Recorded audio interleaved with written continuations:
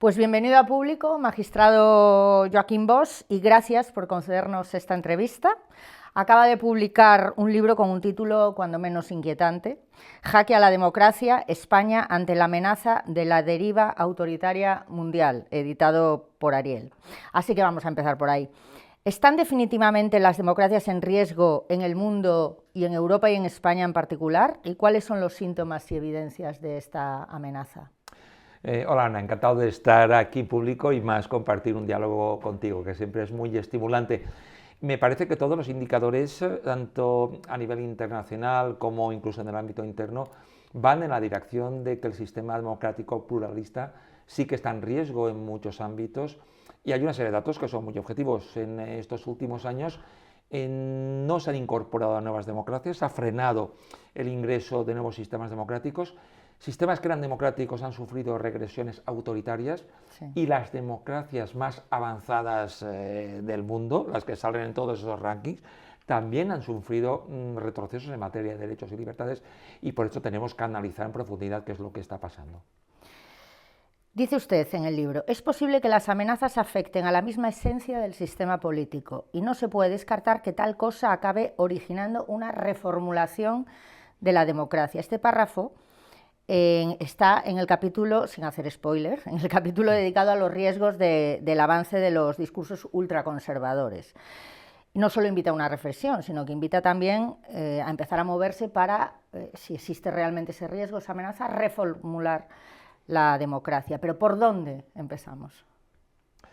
En primer lugar, yo creo que viendo dónde están los peligros. Y para mí, un país ahora mismo muy importante para entender lo que está pasando es Hungría, que aunque obviamente no es un país tan central internacionalmente como Estados Unidos o como Alemania, el régimen de Viktor Orbán es una gran referencia para la nueva extrema derecha, incluso para personajes como Trump. Y su gobierno, además, a través de su participación en bancos del país, financia partidos de extrema derecha, con lo cual genera una influencia que todavía hace que sea más valorado, ¿no? y más sí. Admirado. Y vemos que el país ha evolucionado a un sistema de democracia autoritaria, de tipo plebiscitario, con reelecciones continuadas a partir del control de los sistemas de supervisión electoral, con anulación de los contrapesos y del Poder Judicial, y con serios retrocesos de los derechos de personas por su orientación sexual y de la igualdad entre mujeres y hombres, de limitaciones del derecho al aborto. Este es el peligro inmediato de hacia dónde pueden retroceder los sistemas democráticos. Y por tanto, cuando hay posibilidad de regresión, lo que creo que tenemos que construir es más democracia. Tenemos que crecer en calidad democrática. Tenemos que intentar no solo parar, ir hacia atrás, sino no conformarnos con una democracia como la española, que tiene insuficiencias evidentes y que tendremos que construirla mejor. Sí, efectivamente iremos a ello, pero hasta ahora parece que, hasta la irrupción mayoritaria, digamos, de estos discursos de ultraconservadores, hasta ahora parecía que, para tranquilizar al imaginario demócrata colectivo, el concepto democracia representativa liberal, que usted utiliza también, nos dejaba, pues, si este país pertenece a la democracia. Pero, por ejemplo, tenemos el caso, además del de Hungría, que usted dice como referencia en Europa, un país como Israel, del que también habla en su libro. Parece cumplir los estándares mínimos y todo el mundo lo considera un país democrático, al menos la legitimidad de las urnas, etcétera, un sistema, un Estado. Sin embargo, el gobierno de Netanyahu está ejecutando una invasión y una violación sistemática de los derechos humanos a la vista de todos, con la complicidad de Estados Unidos, la incomparecencia de la Unión Europea y la frustración, digamos, de la mayoría del resto del mundo. ¿De verdad se puede clasificar a Israel como democracia? Israel para mí es un sistema de democracia autoritaria y además que está practicando en la actualidad actos de genocidio, según dicen los tribunales internacionales, y que entra en todos los espacios globales, en las internacionales, digamos, de la ultraderecha, y además con elogios continuados, para entendernos, por su discurso islamófobo, por su racismo, por sus mecanismos cada vez más limitativos de las libertades. Israel hoy no es una democracia plural. Y diría más, tampoco es un país que respete derechos humanos que nos pueden parecer tan esenciales como que el Estado pueda prohibir que un musulmán se case con una persona de religión judía. Es decir, que hay situaciones que por mucho que se diga que es la democracia de Oriente Medio, en Israel, por supuesto, hay elecciones. Es que hemos convivido siempre con eso. Pero lo cierto es que es un sistema de democracia autoritaria y que incluso en los últimos años también ha adoptado decisiones para limitar los órganos de contrapeso e incluso la independencia judicial. Y países como Estados Unidos, que ante el clamor del resto del mundo, la impotencia de la Unión Europea, que todavía no sabemos muy bien cuál es su papel porque está completamente dividida, ¿se le puede llamar democracia cuando están avalando ese genocidio? A menudo hay democracias que han avalado violaciones de los derechos humanos. Recordemos esa frase atribuida a tantos grandes estadistas, hablando de dictadores: es un hijo de puta, pero es nuestro hijo de puta. Digamos, esa es una frase muy habitual. Muy ilustrativa, y además. Países como el Reino Unido, que yo sí que creo que cumplen los estándares de una democracia plural, han avalado actitudes imperialistas, incluso con regímenes que son dictaduras. A veces, desgraciadamente, estas cosas son posibles, pero entran en los déficits de una democracia. No existirá nunca un sistema de democracia perfecto. Es imposible, porque yo entiendo, mucha gente dice, es que en este país, el nuestro por ejemplo, no hay una democracia, o en este otro país, claro, desde la perspectiva de una democracia plena, donde funcionen todos los derechos, se respete plenamente el pluralismo, eso no va a existir nunca. Las democracias siempre tendrán insuficiencias. Somos seres imperfectos y por eso nunca conseguiremos un conjunto de un estado de perfección. De lo que se trata es que se cumplan unos estándares mínimos. Y yo creo que son que haya elecciones libres, que haya pluralismo político, que se respeten derechos fundamentales esenciales como la libertad de expresión, la libertad ideológica, el derecho de manifestación, que no se persiga penalmente o peor aún físicamente a los disidentes, y de ahí todo va hacia abajo ya. Por tanto, yo creo que hay que ver qué países cumplen esos parámetros y eso es compatible con que a veces democracias puedan apoyar incluso actos de violación de derechos humanos en muchas partes del mundo. Claro, sin embargo, tenemos la sensación de que son precisamente esas deficiencias, o al menos algunas de ellas, muchísimo más graves o muchísimo más atractivas para que entren por ahí, por esos agujeros de las democracias, para que entren los autoritarismos. Claro, pensemos, por ejemplo, en el caso de Trump. El Partido Republicano, con un personaje como Donald Trump al frente, puede ganar las próximas elecciones de noviembre. Y las puede ganar democráticamente, igual que Víctor Orbán empezó ganando elecciones limpias democráticamente. Pero a partir de ahí ya sabemos que se pueden buscar mecanismos de anulación de las propias dinámicas electorales, de anulación de los derechos, sobre todo de retrocesos en materia de derechos de las mujeres y toda una serie de dinámicas que yo creo que son muy comunes, pero pensemos en la situación en la que estamos, en el ámbito europeo. ¿Qué está pasando ahora mismo? Los partidos de extrema derecha hoy son mayoritarios en Austria, en Italia, en Francia, en Holanda, en Polonia y otros países de la Europa del Este, pero están en posición importante en los países escandinavos. Pensemos qué es lo que está pasando en Alemania, que no es cualquier país, sino que está en el corazón de la Unión Europea, y todo el simbolismo de su pasado. Tenemos ahí una extrema derecha que hoy es, en las últimas elecciones europeas, la segunda fuerza política del país y la primera fuerza política en Alemania Oriental. Una extrema derecha que además hace guiños al nazismo y justifica las brutalidades de la etapa de Hitler, a lo cual pocos partidos ultraconservadores se han atrevido.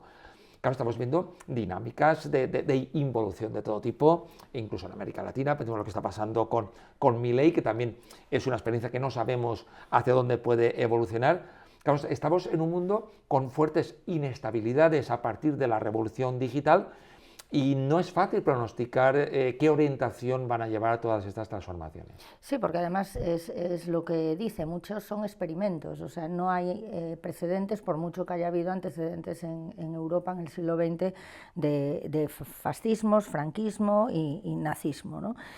En el libro también, al principio ya, concluye que en las democracias la línea roja, lo comentaba ahora también, es el respeto a los derechos humanos y enumeraba todos los que acaba de decir: libertad ideológica, libertad de expresión. ¿En qué momento, y llevándolo a la actualidad, también con lo que hablaba sobre Alemania, Reino Unido, que ha citado también, en qué momento incluso España, la Unión Europea en general decidieron con sus políticas que los migrantes estaban fuera de este margen mínimo de respeto a los derechos humanos? Yo pienso que la cronología es muy importante para entender lo que está pasando, porque hay una ruptura que se produce a final del siglo XX y principio del siglo XXI. El cambio de siglo podría ser el punto de inflexión, que es cuando eclosiona la revolución digital, provoca cambios muy importantes a nivel tecnológico, económico y social, nos cambia la vida. Desde la forma de comprar, de buscar pareja, de viajar, los medios de comunicación han sufrido una tremenda transformación.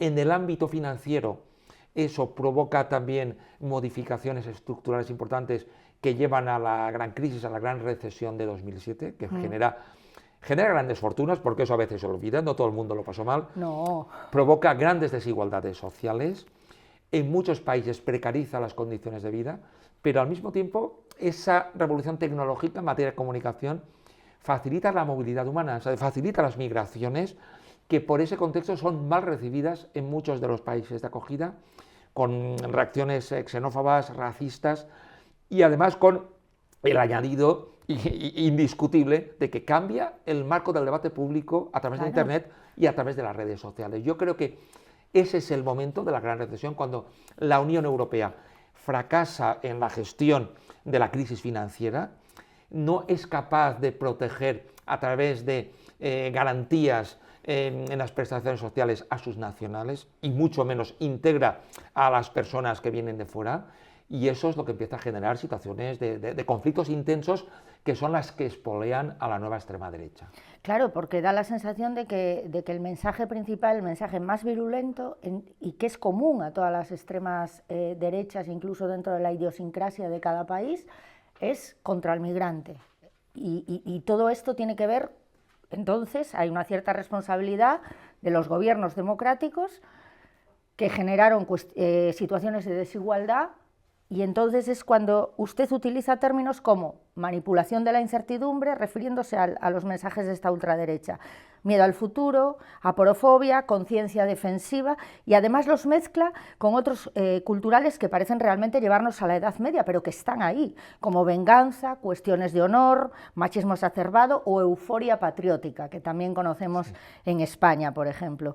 Pero está aquí y crece desde Estados Unidos hasta Rusia, pasando por España, cada país, como decía, con su idiosincrasia. ¿Por qué este incremento con cuestiones que parecen tan añejas, tan rancias? ¿Por qué la gente vuelve a esos mismos temores que movilizaron tantísimos males hace siglos? A mí me parece que el caso de los países escandinavos puede ser más interesante de lo que parece. Yo conozco bastante Dinamarca por razones familiares, también Suecia. Allá hace más de 20 años, antes de la ruptura, sí. Había un Estado social muy desarrollado. Sí, además siempre se ha usado como referente. Que en parte se mantiene, sí. Y ahora veremos en qué parte no se mantiene, ¿no? Y además era un país ejemplar en materia de asilo, de refugio, de acogida a personas que iban de fuera. Lo que ocurrió fue que a partir de la gran recesión empezaron a practicarse recortes muy importantes del Estado social. Empezaron también por presión de la propia gran empresa de Dinamarca. Claro, los recortes sociales los sufrieron primero los daneses. Y entonces empezaron a quejarse de que la gente que venía de fuera pues tuviera también actividad estatal de protección social, y es cuando se genera ese tipo de discurso que enarbola la extrema derecha, con los daneses primero, igual que los franceses primero o los españoles primero. ¿Qué es lo que ocurre? Que en un contexto de este tipo, en lugar de los estados proteger el Estado social y todos los derechos fundamentales inherentes, lo que hace es que desarticula primero la protección social de los propios y acaban enfrentándose los de casa, digamos, con los de fuera, hasta el extremo más lamentable, incluso, que la propia socialdemocracia danesa hoy ha asumido el discurso de la extrema derecha precisamente, Eso es. Para no perder votos. Es decir, en lugar de reorganizar y reestructurar el Estado social, lo que se hace es imitar el discurso de la extrema derecha. ¿Y qué ocurre? Que la democracia funciona y es apreciada cuando resuelve los problemas de la ciudadanía. Si la gente no puede llegar a final de mes, tiene dificultades para encontrar vivienda, si sus políticos son corruptos, si las instituciones no funcionan bien, pues entonces hay descrédito, se buscan chivos expiatorios y mi impresión es que, por un lado, la nueva extrema derecha puede desmantelar los valores democráticos, pero por otro lado, el ascenso de los discursos ultraconservadores es un síntoma de esas insuficiencias de nuestra democracia. Claro, uno de los mantras del discurso ultraconservador es que la justicia social es un engaño. ¿Lo hacen porque saben que cuanto menos justicia social, mayor éxito para ellos? ¿O realmente lo piensan así? A mí me parece que en la revolución digital, entre muchas transformaciones que ha aportado, es la generación de nuevos magnates, de nuevos multimillonarios, de enormes desigualdades sociales, que parece mentira que en lugar de disminuir, lo que nos dice Tomás Piketty y otros expertos en la materia, es que más bien se están incrementando las desigualdades sociales a nivel global. Y hay una alianza de intereses. Pensemos en un personaje como Elon Musk, por ejemplo, ¿no? Es que es un multimillonario. Bueno, es la persona más rica del mundo en este momento, y ¿no? que controla la plataforma mundial que más opinión puede generar, aunque no necesariamente sea la que tenga más usuarios, pero es la que genera más opinión política. Este tipo de grandes empresarios, ¿qué es lo que les interesa? ¿Que haya una regulación estatal o gestiones económicas de tipo neoliberal donde puedan tener una libertad para hacer lo que quieren y seguir enriqueciéndose? La nueva extrema derecha apoya este tipo de planteamientos económicos y por eso no nos puede sorprender que Elon Musk, como otros multimillonarios, pues apoyen a Trump o apoyen los discursos de las nuevas extrema derechas. Y por eso yo creo que hay como determinadas alianzas de intereses a las que los partidos democráticos deberían hacerles frente. Y ahí, por ejemplo, me parece que una pequeña luz de esperanza la acabamos de ver en Brasil, donde las autoridades de Brasil y el Poder Judicial de Brasil han dicho que los grandes multimillonarios y las grandes plataformas no pueden estar por encima del Estado de Derecho. No pueden saltarse las leyes, sin embargo había quien decía, incluso entre sectores progresistas, que era un ataque a la libertad de expresión, pero estábamos hablando de que la red X no cumplía la legislación en Brasil y el juez dijo hasta aquí hemos llegado. Y ahora se ha reculado Elon Musk para volver a tener operativa la red. No hay un ataque a la libertad de expresión, hay una violación de leyes. A ver, la libertad de expresión es el gran mantra. Es un derecho fundamental, pero siempre estará por debajo de que pueda amparar la impunidad de delitos y de conductas gravísimas. Claro. Es decir, que yo en mis actividades como juez de instrucción, como todos los jueces y las juezas de este país, hemos sufrido con sangre, sudor y lágrimas para que X, Twitter y otras plataformas virtuales nos aporten los datos de personas que están cometiendo gravísimos delitos. Delitos contra la indemnidad sexual de los menores, delitos contra la intimidad de personas adultas, y lo que es inadmisible es que haya grandes empresas que estén amparando el anonimato de delincuentes.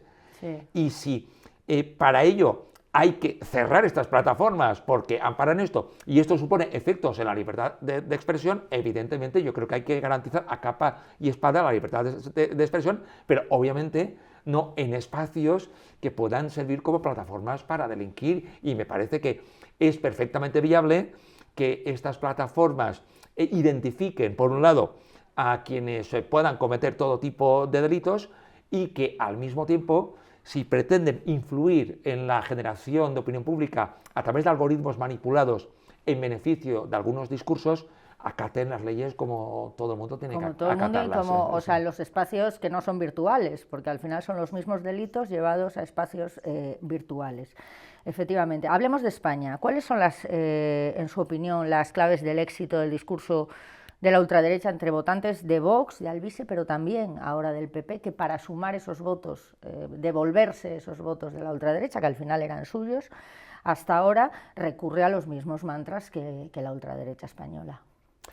En España hemos tenido una particularidad, que es que la nueva extrema derecha ha llegado más tarde a las instituciones y todos los expertos coinciden en que hay un dato que no existía obviamente en otros países, que era el tema del proceso en Cataluña, que eso fue lo que catapultó o activó en determinados discursos, la euforia patriótica, sí, que dice de afirmación patriótica, que luego obviamente eso ha ido acompañado de un discurso contra las personas migrantes, de discursos xenófobos, pero al mismo tiempo siguen patrones muy comunes de grupos ultraconservadores del ámbito europeo y de otras partes, que se basan específicamente en un rechazo de las personas en función de su origen, y también en discursos a veces apocalípticos. Yo escribí anteriormente un libro sobre la corrupción en España. Sí, lo he leído. No, obviamente no soy el mayor experto del país, pero modestamente... Pero da datos muy interesantes. Modestamente creo que cito a los mayores expertos del país. Ahí sí que están en sí, sí. Y hay muchas recetas importantes contra la corrupción. La extrema derecha basa a veces su discurso absolutamente en que todos los políticos, menos ellos, son unos sinvergüenzas, unos corruptos, y de hecho hemos visto en una plataforma como Se acabó la fiesta, que prácticamente no tenía programa, su único programa era meter en la cárcel a los políticos corruptos. Y en el libro, como explico, estas fuerzas políticas nunca aportan ningún tipo de propuesta, que como he dicho, las hay, y hay grandes expertos, claro, nunca aportan propuestas en positivo sobre cómo acabar la corrupción, que efectivamente es un problema para este país, y al mismo tiempo también su discurso se compagina con la poca ejemplaridad de algunos de sus dirigentes. Claro, porque ellos al mismo tiempo que claman contra la corrupción de los demás, ellos no tienen un problema en financiarse por otros gobiernos de fuera, como es el caso de Vox y Orbán, o el de Alvise eludiendo impuestos. Pero bueno, más allá de eso, hablemos de esa deficiencia que constantemente nos restriegan por las narices los organismos internacionales, que es la falta de separación de poderes en España. ¿Cuánto nos está perjudicando, cuánto está perjudicando a la democracia española? Además, usted que es magistrado, ¿cuánto nos está perjudicando esa ausencia de separación de poderes? Por un lado, a nivel reputacional, ¿no?, europeo, pues bastante, realmente, que tengan que intervenir la propia Comisión Europea, los organismos más importantes del Consejo de Europa, el grupo Greco, que es el grupo anticorrupción, la Comisión de Venecia, que nos explican, ¿no?, estos problemas. Y yo lo planteo desde una perspectiva que se ha dicho poco. Si esta situación de descrédito de la cúpula judicial en España, que haya un órgano de gobierno tan importante como el Consejo General del Poder Judicial, que esté caducado en funciones fuera de las leyes durante más de 5 años, si esto no pasa ni en Italia, ni en Francia, ni en Dinamarca, ni en Holanda, y pasa aquí, alguna explicación debe haber, supongo, ¿no? Además, propia de aquí. Claro, algo estaremos haciendo mal cuando ellos no tienen problemas. Y lo que falla es la configuración. En España hay unas fuertes injerencias partidistas de reparto de cuotas de la cúpula judicial, y eso es lo que nos ha llevado a esta situación. Esto se puede resolver de varias maneras. Yo sé que hay reticencias a seguir el sistema mixto que se sigue en los países europeos, que por cierto no genera el más mínimo problema, que es un sistema de elección mitad por el Parlamento y mitad por la Judicatura. Si eso genera reticencias, se puede elegir por el Parlamento, pero lo tendría que elegir de verdad el Parlamento. Es que actualmente no lo elige el Parlamento. De manera indisimulada, sin ningún rubor, sin ningún recato, se reúnen siempre 2 personas, porque siempre son 2 personas, uno de cada uno de los partidos, y en una mesa se sientan y se cambian los cromos, se vetan, porque sabemos los Generalmente se vetan. Sabemos los dos qué personas han sido vetadas en ocasiones, y en este caso pues 10 para ti y 10 para mí. Y claro, este es un sistema que además es muy conocido y que genera poca credibilidad institucional. Por eso digo, si lo que se quiere es que sea el Parlamento, para que se respete la pluralidad ideológica del país, pero que sea el Parlamento de verdad, que se presenten candidaturas, que haya transparencia, que los periodistas conozcan los currículums de quienes se presentan, que haya comisiones técnicas independientes que informen, que haya comparecencias también públicas, y el Parlamento que elija según la pluralidad ideológica y también con incompatibilidades. Yo creo que personas que están manifiestamente vinculadas a las fuerzas políticas no generan apariencia de imparcialidad si están en órganos centrales del gobierno judicial. Eso sería otra cosa. Digamos que sí. la gente que está en contra de que los jueces elijan a la mitad internamente, Sí. por lo menos que defiendan que sea una elección parlamentaria. Es que lo que hay actualmente realmente no es una elección parlamentaria. Claro, porque realmente decimos, no, es el pueblo soberano representado en el Parlamento, es el que tiene que elegir a todos los poderes, bla, bla, bla, pero al final es lo que dice, que es un reparto entre dos partidos de intercambio de cromos, y entonces, claro, es que es tan descarado además que la gente no se lo puede creer, lo del tema parlamentario. Porque ahí hay un conflicto de intereses, porque los partidos políticos, sobre todo los más importantes, ellos tienen interés en la justicia o no. Sus dirigentes pueden ser juzgados por casos de corrupción u otros problemas o no. Por tanto, claro, que ellos decidan, aunque sea de manera indirecta, quién les puede juzgar, está claro que es un conflicto de intereses. Sí. Eso es como decir, por ejemplo, que el alcalde de un partido imputado por corrupción lo tiene que nombrar su partido, porque es el que ha ganado las elecciones. Claro, es que hay un conflicto de intereses. Sí, lo tiene que juzgar quien lo que corresponda. Ya digo, puede ser personas, obviamente todos los juristas tenemos ideología. Se puede respetar la pluralidad ideológica en el Parlamento, pero no hace falta que sean comisarios de los partidos, ¿no? Eso es, el partidismo. Entre sectores progresistas que estuvieron en el paso de la dictadura a la democracia, se dice que el Poder Judicial, sus élites, aparatos institucionales, no hicieron la transición. ¿Está de acuerdo con esa afirmación? En aquel momento, absolutamente. No hubo una transición. Los jueces, decía Martín Pallén, los jueces se acostaron franquistas y se levantaron demócratas. No hubo transición en aquel momento en la judicatura. Otra cosa es afirmar que hoy esta judicatura es la misma, que ¿Eso sin duda... ¿nos está afectando o no? Sin duda, esta judicatura tiene cuestiones objetables, yo creo que necesita de reformas, pero me parecería desproporcionado y erróneo decir que la judicatura actual es franquista. Es una judicatura que mayoritariamente es conservadora, que puede mejorar en toda una serie de aspectos, pero esto no es lo de 1975. El problema es que en algunos ámbitos no hubo un tránsito real a un sistema democrático. Yo pienso, por ejemplo, en el ámbito policial. Es razonable que los miembros de la policía política del franquismo estuvieran después durante décadas ocupando cargos de designación política en democracia. Sí, a mí me parece razonable. Medallas con es pensión. Normal que magistrados del Tribunal de Orden Público, y recordemos lo que era el Tribunal de Orden Público, era el tribunal que se dedicaba única y exclusivamente a reprimir y castigar libertades democráticas. Las libertades básicas de la democracia, libertad de ideología, libertad de expresión, derecho de manifestación, libertad sindical, pluralismo político, esa era la función del top. Es normal que magistrados de este tribunal llegaran en democracia al Tribunal Supremo para reconocer los servicios prestados, pues efectivamente ahí hubo continuidades muy reprochables. Muy sangrantes.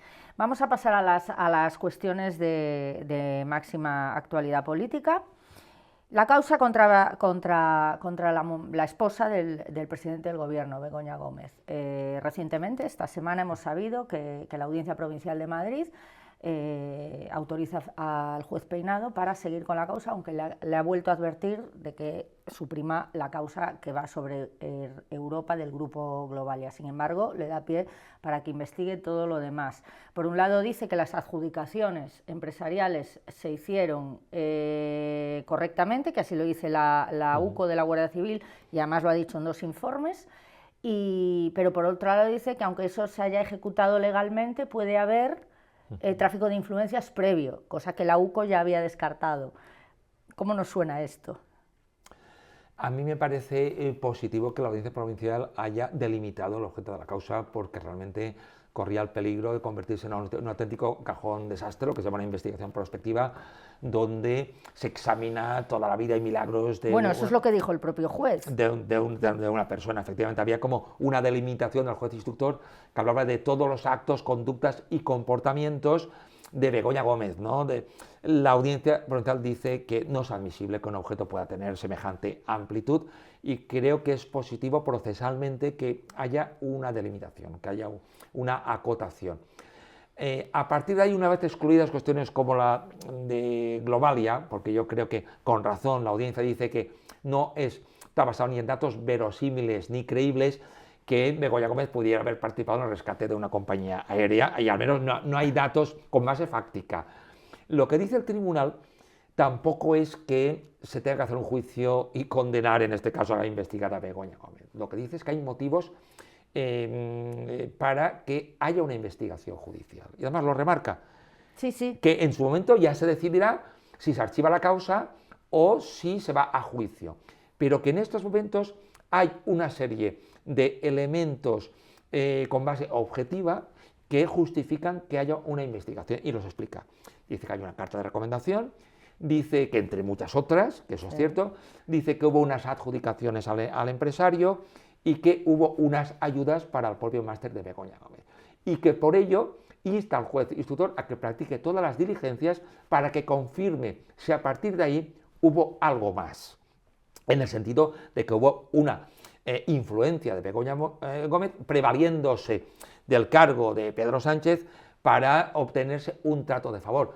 Por eso tendrán que agotarse las diligencias, y cuando se acaben las diligencias, pero únicamente de esas adjudicaciones, es cuando llegará el momento de si ese tema va a juicio o se archiva.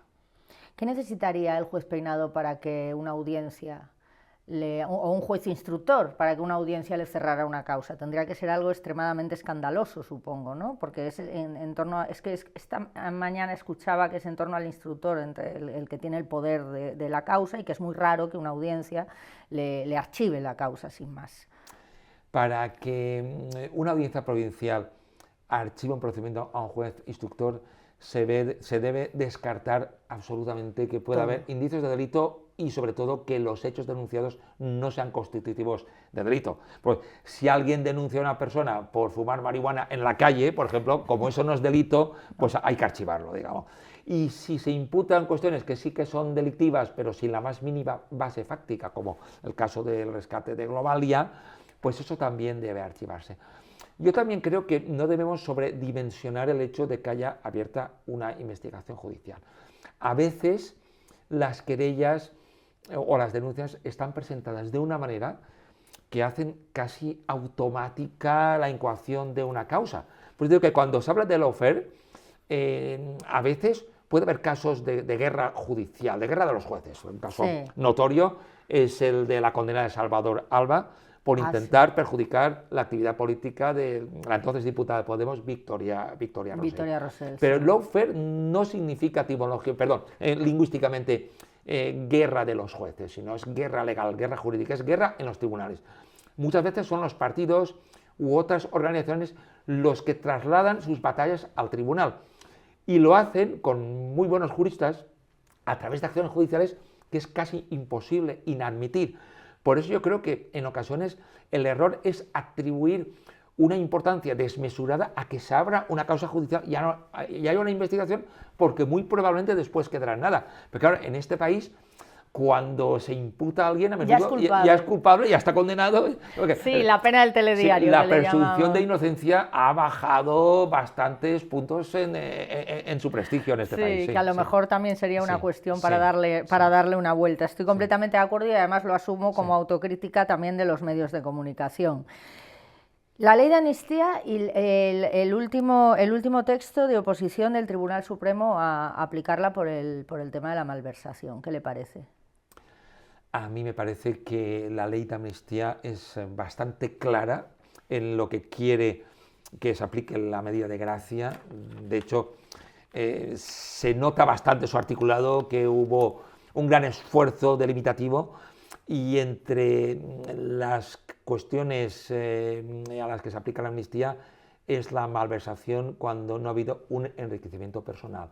Mi impresión es que la interpretación jurídica correcta es que debe aplicarse a los dirigentes del Procés, puesto que no se enriquecieron con ella. El Tribunal Supremo... Y además es lo que dice la sentencia del Procés, ¿no? Efectivamente, el Tribunal Supremo hace ahora una interpretación jurídica que, desde el máximo respeto al alto tribunal, yo no comparto personalmente. Creo que la intención del legislador y la letra van en otra dirección, pero lo cierto es que tenemos un Estado de Derecho donde hay organismos que cada cual está situado en su espacio, y creo que desde, obviamente, también el respeto a la crítica, cuando corresponda, hay que dejar el espacio que cada órgano judicial tiene. El Tribunal Supremo es el que tiene la facultad ahora de pronunciarse y posteriormente, sin duda ninguna, tendrá que hablar el Tribunal Constitucional. Mi pronóstico personal es que el Tribunal Constitucional va a tener un criterio distinto del Tribunal Supremo, porque es además el que tiene muchos juristas en este país. Muy bien, y ya por último me gustaría conocer su opinión sobre el plan de regeneración democrática del Gobierno presentado últimamente, en concreto lo que afecta a los medios de comunicación. ¿Es un ataque de nuevo a la libertad de expresión, al derecho a la información, o bien es normal que se pongan límites a lo que es ese derecho a la información recogido en la Constitución por parte de un Gobierno? En primer lugar, el plan de regeneración me parece positivo en sus planteamientos generales, pero creo que una crítica razonable es su poca concreción. Me gustaría que hubiera propuestas más concretas, con un calendario de actuaciones, para que no pase como con la Ley de Seguridad Ciudadana, que todavía llevamos 6 años después, todavía estamos discutiendo qué pasa con su articulado.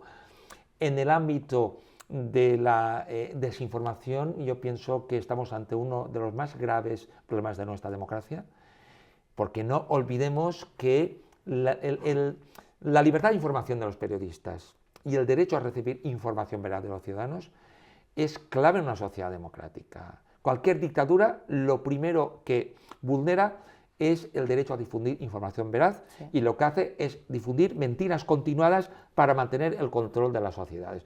Y por eso es muy importante. Y claro, no puede haber una limitación de los derechos fundamentales porque la Constitución no protege el derecho a mentir, que yo sepa. Si alguien dice que eso está en la Constitución, que me lo explique. Lo que protege es el derecho... Eso espero que no aparezca. Lo que protege es el derecho a difundir información veraz. Y claro, yo creo que el término veraz es la clave. A partir de ahí, yo creo que sería esencial distinguir lo que es libertad de expresión y lo que es libertad de información, que son cosas muy diferentes. Sí. Libertad de expresión es opinar que la gestión del gobierno es fabulosa o que es tremendamente negativa. Eso es libertad de expresión. Pero los hechos objetivos son los que son. Y si, por ejemplo, nosotros estamos ahora haciendo una entrevista en Madrid y un medio publica que la estamos haciendo en Nueva York, es evidente que está mintiendo sobre un hecho objetivo, eso no es una opinión. Y por ello yo creo que hay que proteger a la ciudadanía para que reciba información veraz y que el gobierno debería concretar más, o al menos en el Parlamento, para diseñar un procedimiento bajo control judicial, nunca bajo decisión de los tribunales, para que el Poder Judicial pudiera declarar cuando hay medios que están mintiendo de manera dolosa, difundiendo información con conocimiento de su falsedad y temerario desprecio de la verdad, porque esto está pasando en este país. En este país hay medios que se dedican a difundir sistemáticamente desinformación y yo creo que ese procedimiento judicial debería incluir un catálogo de sanciones, entre las cuales debería estar no solo sanciones de tipo multa, tipo económico, sino la prohibición de recibir subvenciones públicas. Yo creo que la ciudadanía no tiene por qué pagar con sus impuestos medios que se dedican a mentir y a vulnerar el derecho a recibir información en veraz, y esto ya lo están aplicando países como Francia y se lo están planteando otros países democráticos. Muy bien, magistrado, pues muchísimas gracias por la entrevista, gracias por venir al plató de Público y muchísima suerte con su libro, que estoy segura de que será un éxito. Gracias, un placer, como siempre, que charlamos. Un placer.